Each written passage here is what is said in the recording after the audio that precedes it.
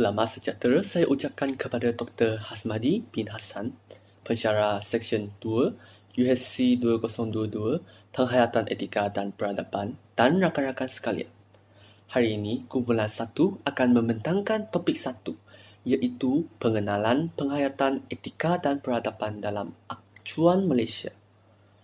Nama saya Kuchi, AA 21022 dan ahli kumpulan saya ialah Ho Wan Ling, Fatin Fahanim, Wan Muhammad Asmi, Muhammad Ammar, Nur Iza Humaira, Nur Amalia Fatehah Limeci dan Nur Faafla Anisak.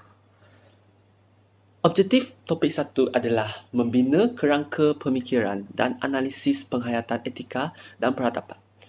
Kami akan dapat hasil pembelajaran iaitu menjelaskan kerangka pemikiran penghayatan etika dan peradaban dan juga menganalisis etika dan peradaban dari segi individu, keluarga, masyarakat dan negara. Salam sejahtera, saya Ho Wan Ling dan saya akan membentangkan tentang konsep penghayatan etika dan beradaban. Yang pertama, adab ini dari segi bahasa, dia merujuk kepada budi pekerti, tingkah laku dan bahasa yang dituturkan dengan tertib dan sopan. Adab juga merujuk kepada perilaku, perbuatan, kebaikan dan lain-lain yang mencerminkan diri kita dengan akhlak yang baik. Contohnya, orang yang beradab akan merendahkan suara dan bercakap lemah lembut dengan memandang muka pendengar. Selain itu, beradab juga bermaksud telah maju tingkat kehidupannya. Sebagai contoh, peradaban sistem dan tahap perkembangan sosial sesuatu bangsa, kemajuan sosial dan kebudayaan sesuatu bangsa. Seterusnya, kita lihat kepada adab resam. Adab resam merupakan adab yang menjadi kebiasaan kepada sesuatu kaum dan ia dikenali sebagai tradisi, undang-undang atau hak yang tidak bertulis. Adab resam ini juga disebut sebagai perkara yang tertib, tata cara yang menjadi sesuatu etnik dalam negara kita.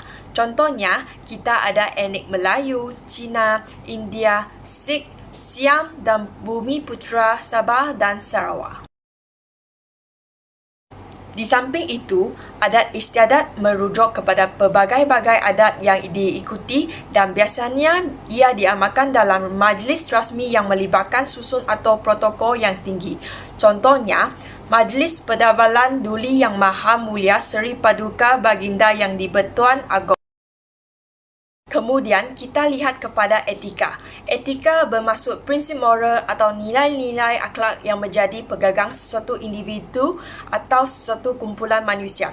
Dari sudut sosiologi, etika ialah satu standard yang menyeluruh mengenai benar atau salah yang menjelaskan apa yang sebenarnya perlu dilakukan oleh manusia dalam konteks apa yang benar, tanggungjawab, manfaat kepada masyarakat atau sifat baik. Secara keseluruhan, etika ini kita boleh berkait dengan adab, iaitu prinsip moral. Etos ini dari sudut istilahnya, dia menunjukkan sifat ciri sesuatu bangsa, budaya, era dan lain-lain. Dalamnya terkandung identiti dan jati diri seseorang. Dari sudut sosiologi pula, etos merupakan usaha membangunkan bangsa berdasarkan latar individu, keluarga dan komuniti berbagai serta berbeza sejarah, etnik, bahasa, agama dan latar geografi melebihi kesepakatan ciri asas negara atau bangsa. Etiket ini adalah istilah moden dunia dan dikenali sebagai adab dan peraturan bukan kesopanan, terutamanya dalam kehidupan sosial atau dalam profesen tertentu. Pada masa kini, konsep etiket ini sering digunakan dalam konteks organisasi dan institusi untuk mereka menunjukkan tata cara atau peraturan berkaitan etiket sosial dalam kehidupan harian, hubungan atau majlis yang berbentuk formal atau tidak berformal. Apakah kepentingan etika dan peradaban kepada individu, keluarga, masyarakat dan negara? Yang pertama, dalam aspek individu yang mengamalkan positif etika dan peradaban akan mempunyai fizikal yang sentiasa jaga tingkah laku, dapat mengawal emosi dan tidak suka berfikir benda-benda yang tidak berfaedah. Etika dan peradaban akan dipengaruhi oleh faktor iaitu pengaruh keluarga, pengaruh rakan, keadaan, pengalaman hidup dan nilai peribadi dan prinsip moral. Sebagai contoh, amalan positif etika dan peradaban adalah menyempurnakan tugas dan amanah, ikhlas menjalankan tanggungjawab, tertib, baik budi bicara dan sebagainya.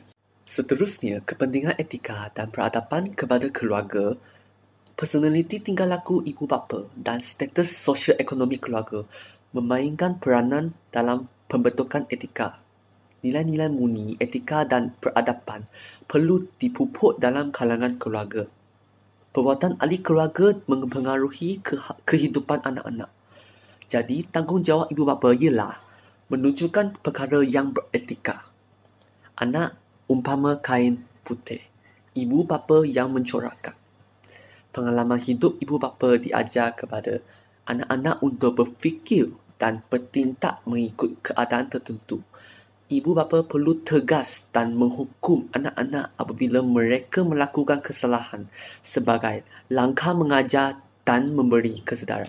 Etika dan peradaban di masyarakat penting kerana masyarakat mampu melahirkan peradaban melalui penghayatan etika, moral dan akhlak yang terpuji. Nilai murni yang wujud pada pemimpin mendorong rakyat berganding bahu membangunkan negara. Setiap ahli komuniti dan masyarakat perlu menekankan aspek-aspek berikut. Menghayati keperluan masyarakat berbilang kaum, menekankan sifat kemesraan, sabar dan timbang rasa. Masyarakat akan wujudlah perasaan tanggungjawab yang tinggi dan saling hormat menghormati dan akhirnya dapat membentuk persekitaran yang sihat. Negara perlu mementingkan etika dan peradaban. Ini kerana kerajaan menerapkan etika dalam perkhidmatan awam sebagai panduan yang perlu diikuti. Etika dalam perkhidmatan awam ialah kerajaan meletakkan hasrat untuk memberi perkhidmatan awam terbaik. Ini adalah contoh-contoh dan kesimpulannya, negara akan wujud suasana aman, sejahtera, selamat, maju dan disegani. Dengan itu juga negara akan mempunyai imej tinggi di peringkat antarabangsa. Assalamualaikum warahmatullahi. Nama saya Fatin Farhani binti Azman, AA21020. Saya akan menyambung untuk bahagian susur masa etika dan peradaban berdasarkan prakolonial, kolonial dan pasca-kolonial. Prakolonial adalah satu era tanah Melayu yang belum dijajah dan belum dikenali sebagai Malaysia. Pada era ini, etika telah wujud dalam kalangan masyarakat. Sebelum zaman kolonial, etika dikenali sebagai adab, adat resam dan adat istiadat.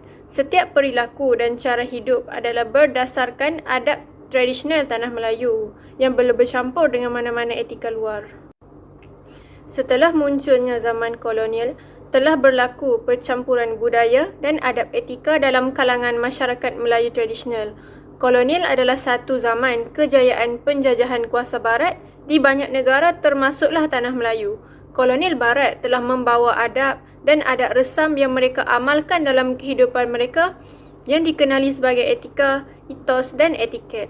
Secara tidak langsung, masyarakat Melayu yang berurusan dengan kolonial barat akan memerhati dan mengaplikasikan etika ini dalam kehidupan harian mereka.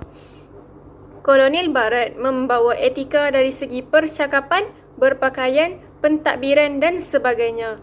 Untuk sistem pemerintahan di Malaysia, beberapa etika diambil dan digunakan mengikut cara mereka. Justeru, boleh dikatakan kolonial barat telah berjaya menyerapkan budaya etika mereka dalam kehidupan masyarakat Melayu walaupun bukan semua menerimanya. Dapat disimpulkan bahawa tidak semua cara atau etika yang diperkenalkan memberi kesan negatif. Masyarakat perlulah menyelaraskan agar ia menjadi teladan yang baik untuk lapisan masyarakat. Berakhirnya zaman kolonial, muncullah zaman pasca kolonial iaitu zaman moden sehinggalah sekarang. Pada zaman kemodenan ini, masyarakat Malaysia telah mengekalkan percampuran etika dan peradaban dalam kehidupan seharian. Ia merangkumi etika, etos, etiket, adab, adat resam dan adat istiadat. Masyarakat telah menerima kepelbagaian variasi etika ini sama ada secara langsung atau menerusi teknologi moden.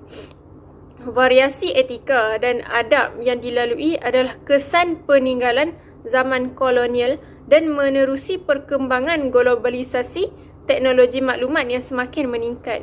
Situasi ini menambahkan lagi etika dan adab yang sedia ada. Nilai etika sedia ada ini wujud dalam situasi formal atau tidak formal. Etika yang bercampur aduk ini telah menyebabkan identiti dan jati diri masyarakat dalam percakapan, pemerintahan dan sebagainya berubah mengikut keadaan dan situasi.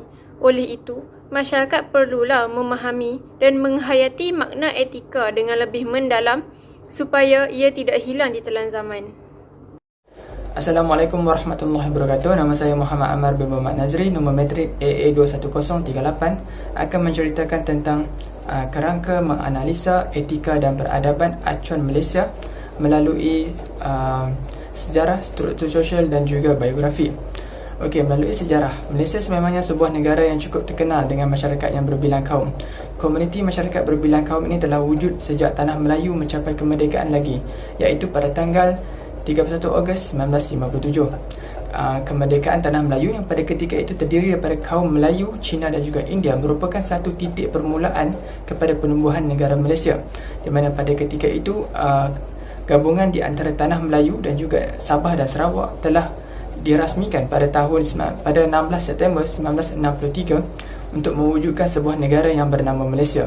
Kemasukan Sabah dan Sarawak telah meningkatkan lagi kepelbagaian kaum di Malaysia, di mana pelbagai etnik ataupun kaum di Sabah dan Sarawak seperti orang asli, Iban, Bidayuh dan Kadazan Dusun. Okey, poin yang seterusnya adalah melalui tentang kemasukan kaum Cina ke Tanah Melayu. Kemasukan kaum Cina di Tanah Melayu berlaku sekitar abad ke-19, di mana pada ketika itu kaum Cina telah dimasukkan ke Tanah Melayu oleh pihak Inggeris untuk melakukan kerja-kerja pengeluaran biji timah. Kemasukan kaum Cina ke Tanah Melayu adalah disebabkan oleh permintaan dan juga keperluan yang tinggi terhadap tenaga buruh dalam sektor ekonomi, memastikan perkembangan ekonomi yang terus pesat, khususnya bagi sektor perlombongan dan juga perladangan. Okey, seterusnya adalah mengenai kemasukan kaum India ke Tanah Melayu. Menurut sejarah, kemasukan kaum India ke Tanah Melayu berlaku sekitar abad ke-19 disebabkan oleh campur tangan British di India. Di mana pada ketika itu kaum India ataupun buruh India telah dibawa masuk ke Tanah Melayu melalui dua sistem, iaitu sistem buruh kontrak dan juga sistem kangani. Sistem buruh kontrak adalah di mana buruh India akan mengikat kontrak dengan majikan mereka dan mereka perlu bekerja di Tanah Melayu dalam tempoh yang tertentu. Manakala sistem kangani pula adalah di mana seorang majikan akan menghantar seorang kangani ataupun mandur pulang ke kampung halamannya di India untuk mendapatkan buruh yang dikehendaki oleh majikannya. Selain daripada kemasukan kaum Cina dan juga India, pengaruh ataupun penyebaran agama Islam juga memberikan impak yang besar kepada negara Malaysia, di mana menurut sejarah, ajaran Islam ini telah disebarkan di Tanah Melayu sekitar abad ke-13 hingga abad ke-16. Ajaran Islam ini disebarkan oleh pedagang-pedagang luar yang datang daripada Tanah Arab, China dan juga India, di mana penyebaran agama Islam ini juga telah telah diterapkan ke dalam perundangan, pemerintahan, pendidikan dan juga bahasa. Pengaruh agama Islam juga sangat besar sehingga telah mengatasi pengaruh agama Hindu-Buddha di Tanah Melayu, sehingga agama Islam telah diangkat sebagai agama rasmi di Malaysia sehingga ke hari ini. Assalamualaikum, saya Muhammad Azmi, nombor metrik AA21037. Hari ini saya akan membentangkan tentang kerangka menganalisa etika dan peradaban acuan Malaysia melalui struktur sosial. Struktur sosial masyarakat menjadi salah satu tunjang utama dalam menjaga kedaulatan negara. Masyarakat ini yang dimasukkan seperti komuniti yang hidup bersama di sesuatu tempat dengan aturan dan cara tertentu. Dengan keberadaan masyarakat di Malaysia yang pelbagai telah memberi impak yang besar terhadap struktur sosial. Menurut Syahrizan bin Abdul Salam, sosial alam mendefinisikan ini merangkumi struktur sosial, stratifikasi sosial, struktur sosial dan perhubungan antara anggota masyarakat, mobiliti sosial dan bentuk kepercayaan. Struktur sosial boleh dikategorikan kepada tradisional dan moden. Struktur sosial tradisional di negara kita sudah ada dengan begitu lama dan dapat dilihat sejak dari zaman Kesultanan Melayu Melaka tadi. Struktur sosial pada zaman tersebut telah menggambarkan status sosial seseorang itu memainkan peranan dan juga melambang peribadi dalam banyak hal seperti pemerintah, pahlawan dan juga pedagang. Berdasarkan sejarah yang tercatat, struktur sosial pada zaman itu terbagi kepada beberapa bahagian dan juga taraf tertentu. Sebagai contoh, raja atau sultan yang berada bahagian paling atas dalam struktur sosial sebagai pemerintah tertinggi bagi sesebuah kerajaan. Selain itu, bahagian yang terendah terdiri daripada masyarakat yang menjadi hamba bagi sebuah pemerintah dan juga dalam perdagangan. Struktur sosial moden pula dapat dilihat setelah kemerdekaan Malaysia tercapai pada tahun 1957. Sebelum tercapainya kemerdekaan negara, para pemimpin telah mengkaji dan melihat terdapat kekurangan yang perlu diperbaiki dalam struktur sosial tradisional.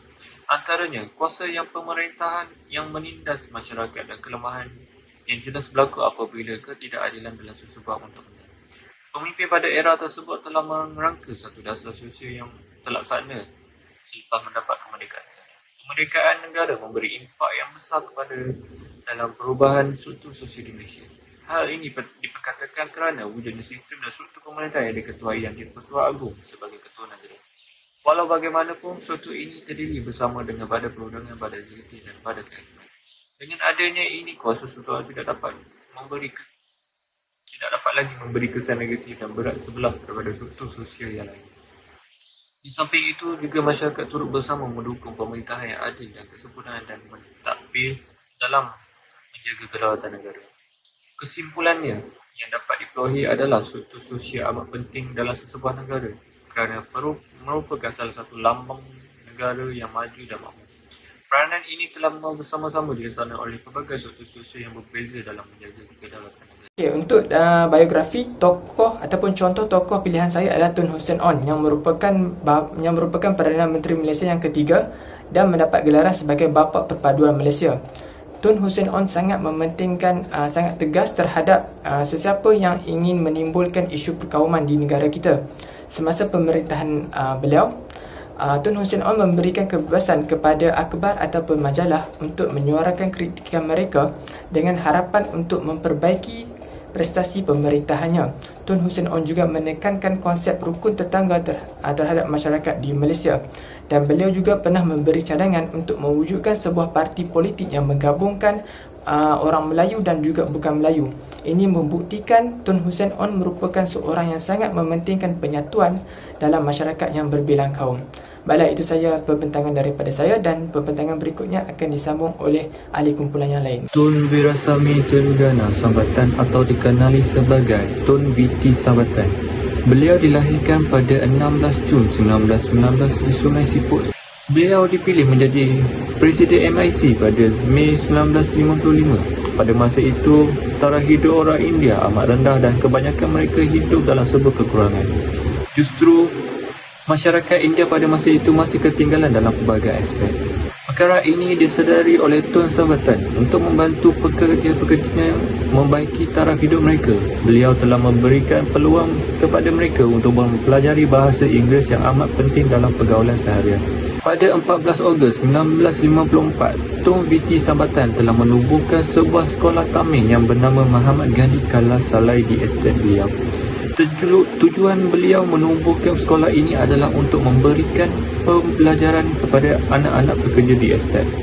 Selain memberi pendidikan kepada kanak-kanak kaum India, Sambatan juga berharap sekolah ini dapat membantu negara melahirkan generasi yang berpengetahuan serta akan membakti kepada negara dalam pelbagai bidang. Seterusnya, Tun VT Sambatan telah mengadakan perkhidmatan bas kepada kanak-kanak estet supaya mereka dapat melanjutkan persekolahan di bandar. Kemudian, pengangkutan hanya tertumpu kawasan bandar yang lebih maju. Keadaan ini telah menyusahkan penduduk di kawasan pedalaman, terutamanya para pelajar yang ingin melanjutkan sekolahnya di bandar. Untuk mengatasi masalah ini, Tun Sambatan telah menyediakan perkhidmatan bas bagi memudahkan para pelajar yang ingin melanjutkan sekolah di bandar. Assalamualaikum dan selamat sejahtera. Saya Nur Izzah Humaira. Saya akan meneruskan pembentangan ini dalam bab etika dan peradaban mengikut peringkat komuniti dan juga masyarakat lokal dan global. Apakah yang dimaksudkan dengan komuniti? Komuniti ialah orang yang tinggal di sesuatu daerah atau negara. Sejauh mana penghayatan etika dan peradaban dalam masyarakat? Ianya bermula daripada insan yang bergelar ibu dan bapa kepada anak-anak, kemudian kepada keluarga, kemudian terbentuklah suatu komuniti yang harmonis seperti sekarang. Seperti yang anda boleh lihat sekarang, ini adalah contoh aktiviti-aktiviti komuniti Malaysia yang boleh memupuk etika dan peradaban dalam diri. Adakah perlu adanya etika dalam sesebuah komuniti? Jawapannya ialah perlu, kerana komuniti mampu melahirkan peradaban melalui penghayatan etika, moral dan juga akhlak yang terpuji. Sebagai contoh, nilai murni yang diterapkan oleh pemimpin mendorong rakyat berganding bahu membangunkan negara bagi menjadikan negara sebuah negara yang aman dan juga harmoni. Masyarakat ialah kumpulan manusia yang hidup bersama di sesuatu tempat dengan aturan dan cara yang tertentu. Ianya menggambarkan rakyat sesebuah negara itu. Dasar ajaran Islam terbahagi kepada 3, iaitu yang pertama adalah akidah. Akidah ialah asas kepercayaan dan ibadah, pemikiran dan tunggak kepada perjalanan hidup manusia di dunia dan juga di akhirat. Yang kedua adalah syariah, peraturan dan hukum hakam kehidupan, pembeza antara kebenaran dan kebatilan. Yang terakhir adalah akhlak, asas-asas moral dan tindakan serta kelakuan manusia. Antara contoh lain ialah Konfusianisme. Konfusianisme adalah rata-ratanya daripada penduduk Cina. Ianya diperkembangkan daripada ajaran awal seorang ahli falsafah Cina yang bernama Confucius atau Confucius. Prinsip utama Konfusianisme mengenai etika ialah Li merujuk kepada kehidupan, Xiao perasaan sayang di kalangan keluarga, Yi keadilan, Fei jujur dan amanah, Ren ihsan, Chung ialah kesetiaan kepada negara. Seterusnya dari sudut antarabangsa pula, piawaian etika telah ditetapkan yang diguna pakai antara manusia sejagat di seluruh dunia. Contohnya, pencegahan menggunakan kekerasan seperti merompak dan juga membunuh. Oleh itu, peraturan seperti undang-undang telah diwujudkan bagi membendung dan mencegah perkara-perkara yang tidak beretika daripada berlaku bagi mengekalkan keamanan dunia. Antara kepentingan etika dan peradaban dalam peringkat komuniti dan masyarakat ialah 1. Dapat mewujudkan masyarakat yang sejahtera dan harmoni. Nombor 2. Dapat mewujudkan masyarakat yang saling menghormati dan juga kasih sayang. Impak serta etika dan peradaban di Malaysia telah melahirkan rakyat Malaysia yang boleh hidup secara harmoni di tengah-tengah kepelbagaian agama, budaya, adat rasa dan juga kepercayaan. Adalah contoh etika dan peradaban dalam masyarakat Malaysia dan juga dunia. Kesimpulannya, segala jenis kepelbagaian ini adalah bukan alasan untuk tidak mewujudkan masyarakat yang majmuk. Setiap agama juga mempunyai kekuatan bagi memandu masyarakat ke arah pembangunan yang mampan. Sekian daripada saya, terima kasih. Assalamualaikum dan salam sejahtera. Saya Nur Amalia Fatihah binti Muhammad Azri dengan nombor metrik AA21030 akan membentangkan mengenai etika dan peradaban dan etika terhadap individu dan keluarga. Yang pertama ialah individu. Penghayatan etika dalam keluarga individu adalah sangat penting untuk membina peradaban yang tinggi dalam sesebuah negara. Yang kedua ialah setiap individu perlulah mempunyai etika yang sangat diterima oleh setiap anggota masyarakat sekeliling. Individu yang beretika perlulah mempunyai sikap bertanggungjawab, jujur dan amanah dan adil dan mencukupi agama. Faktor-faktor yang membentuk etika individu ialah mempunyai 3. Pertama ialah keluarga, kedua ialah rakan dan ketiga ialah pengalaman hidup. Faktor yang pertama ialah keluarga. Ibu bapa adalah pengaruh utama terhadap seseorang individu. Yang kedua ialah memberi contoh yang baik kepada setiap ahli keluarga. Faktor-faktor ini adalah sangat penting di mana keluarga adalah peranan penting terhadap individu, di mana etika individu itu akan mempengaruhi keluarga. Yang kedua ialah rakan. Rakan adalah pengaruh utama bagi seseorang individu, di mana rakan adalah teman yang selalu ada dengan setiap individu. Yang kedua ialah selalu berjumpa dan bergaul. Apabila seseorang individu itu selalu berjumpa dan bergaul, etika mereka akan dipengaruhi daripada rakan. Sama ada rakan itu baik ataupun tidak akan mempengaruhi seseorang individu. Yang ketiga ialah pengalaman hidup. Pengalaman mempengaruhi individu. Sama ada pengalaman itu baik ataupun tidak, ia akan mempengaruhi seseorang individu untuk menjadi lebih baik ataupun tidak. Yang kedua ialah pengalaman akan memperbaiki individu menjadi seorang yang lebih baik. Apabila seseorang individu telah melakukan kesalahan ataupun kesilapan, mereka akan mempelajari daripada kesilapan itu untuk menjadi lebih baik. Yang kedua ialah keluarga. Peringkat moral atau nilai-nilai akhlak yang menjadi pegangan seseorang individu ataupun sesuatu kumpulan manusia. Faktor-faktor membentuk etika dalam keluarga. Yang pertama ialah ibu bapa. Ibu bapa ialah sebagai teladan utama kepada keluarga. Peranan ibu bapa adalah sangat-sangat penting dalam membentuk etika keluarga yang baik. Ibu bapa ialah teladan utama, terutamanya kepada anak-anak. Yang kedua ialah berdikari dan bertanggungjawab. Sifat berdikari dan bertanggungjawab akan membentuk etika yang baik di dalam keluarga, di mana setiap ahli keluarga akan mengetahui di mana tanggungjawab setiap seseorang itu akan membentuk personaliti yang baik terhadap keluarga tersebut. Yang ketiga ialah mengeratkan hubungan silaturahim.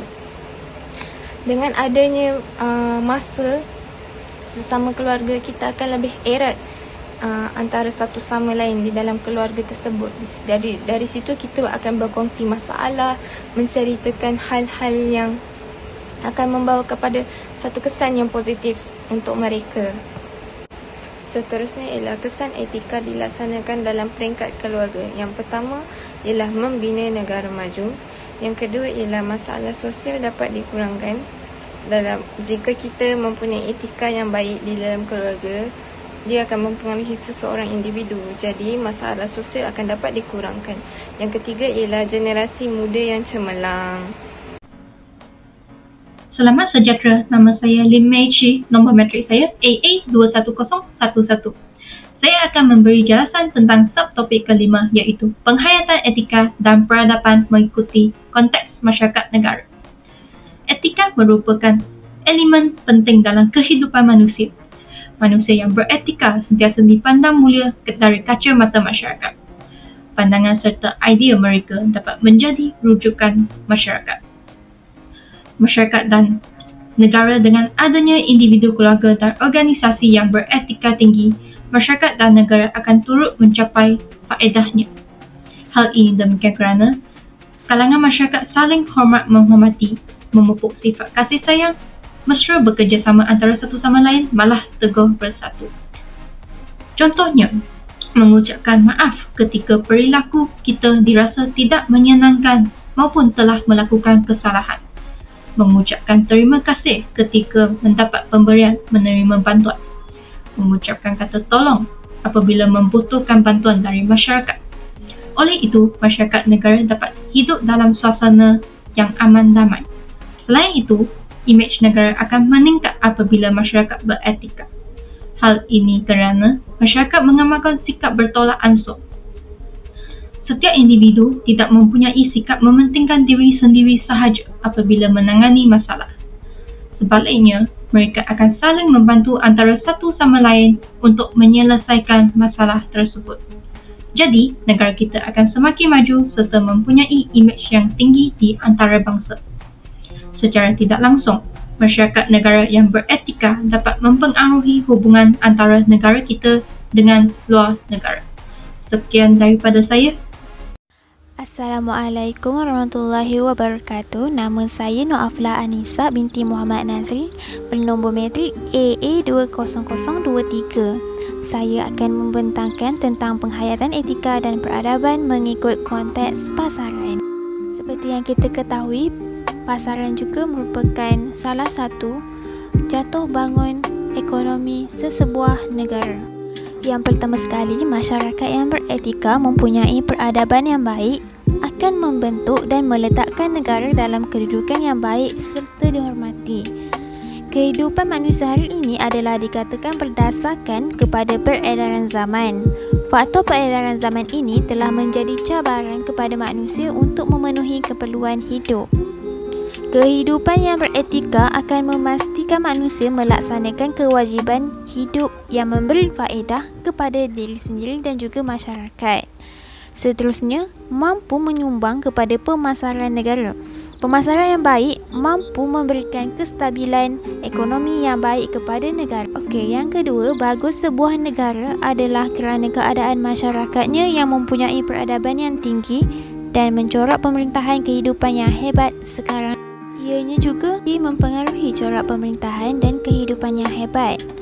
Oleh itu, peradaban yang tinggi seharusnya dipupuk dari generasi muda lagi agar ia menjadi budaya dalam kehidupan.